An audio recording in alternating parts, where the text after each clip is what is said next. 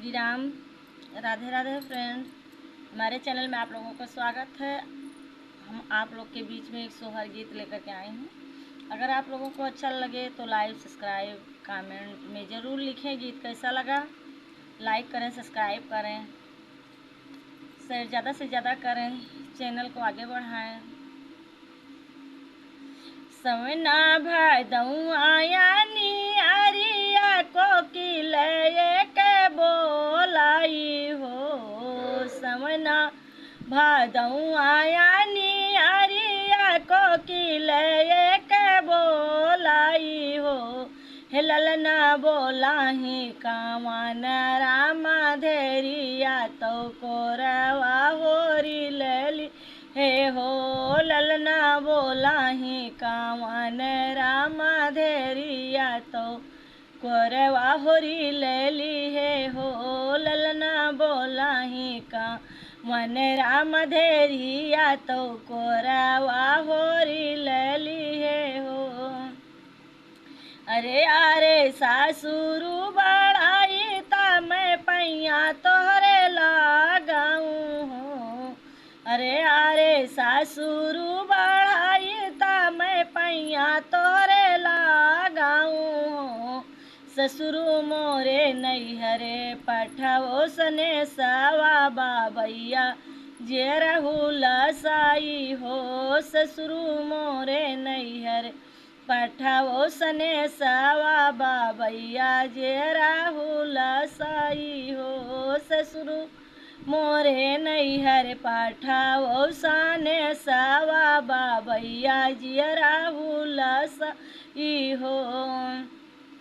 अरे भूल से है बाबा कावन रामा माइया कावन देई हो। अरे भूल से है बाबा कावन रामा माई या कवन देई हो। ललना हुला से है भयवा कवन रामा बाहिनी जुड़ानी है हो। ललना हुल से है भायावा कावन रामा बहिनी जुड़ानी है हो। अरे बाबा मोरा रंग लाया वाले धोतिया है लावाई हो। बाबा मोरा धोतिया लाया माई रंग लाया वाले हो। ललना मैया मोरी पियरी रंगावे तो धिया मोरी हुला साई हो। ललना मैया मोरी पियरी रंगावे तो बेटी मोर जुड़ानी तो धिया मोर जुड़ानी है हो। अरे भैया मोरा सोनारा बाला वाले गुजा हा गढ़ा वाले हो। भैया मोरा सोना राबला वाले गुजा हा गढ़ा वाले हो। ललना भौजी मोरी सोठिया मंगावे तो पीड़िया बनावली हो। ललना भैया मोरा सोना राबला वाले गुजा हा गढ़ा वाले हो। ललना भौजी मोरी सोठिया मंगावे तो पीड़िया बनावे। नदी मोर जुड़ानी नदिया मोर जुड़ानी है हो। सवना भदऊ आया नियारिया कोकिल एक बुआ लाई हो। सवना भदऊ नियारिया कोकिल एक बुआ लाई हो। ललना बोलाही कावन राम धेरिया तो कोरावा होरी लली है हो। ललना बोलाही कावन रामा धेरिया तो कोरवा होरी लली है हो। अरे यारे जेठवा बढ़ाई ता मैं पैया तुम्हारे लगाऊं हो।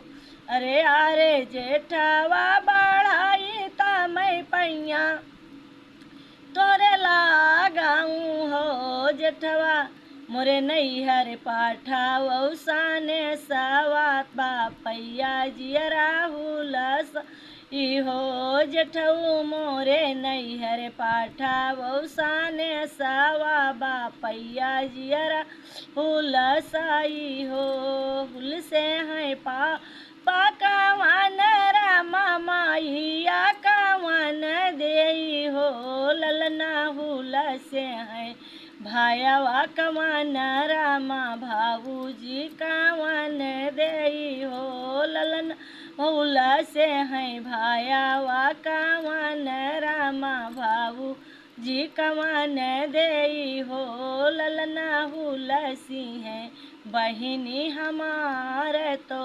बाहिनी जुड़ानी है हो ललना हुलसी है बहिनी हमार बहिनिया मोर जुड़ानी है हो